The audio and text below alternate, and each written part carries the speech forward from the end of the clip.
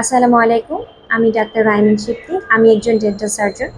অনেকের ঘুমের মাঝে দাঁত কামড়ানোর অভ্যাস থাকে। এই সমস্যাগুলোর কারণে দাঁতের এনামেল ক্ষয় হয়ে যায়, দাঁতের সাইজ ছোট হয়ে যায়, এতে করে শিরশির বেড়ে যায়, খেতে অসুবিধা হয়, চোয়ালে তীব্র ব্যথা অনুভব হয়, টিএমজি জয়েন্টের সমস্যাও দেখা দেয় অনেক সময়। এগুলো কেন হয়? যাদের স্ট্রেস থাকে, অনেক ঘুম ঠিকভাবে হয় না, আঁকাবাঁকা দাঁতের সমস্যা থাকেন, অথবা ইয়াং পেশেন্টদের কৃমির সমস্যা থাকলেও এই সমস্যা দেখা দেয়।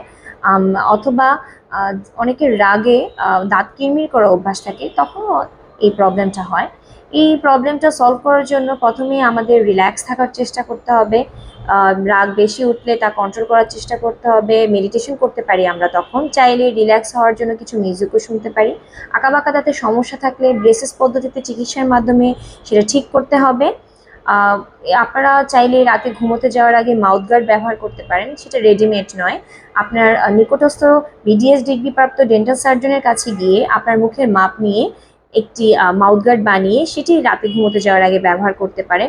কৃমির সমস্যা থাকলে কৃমির মেডিসিন নিতে হবে। ঠিকভাবে ঘুমোতে হবে।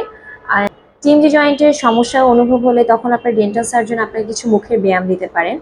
আম, এই সমস্যাগুলো সলভ করার জন্য অবশ্যই আপনার ডাক্তারের পরামর্শ নিয়ে মেডিসিন গ্রহণ করতে হবে।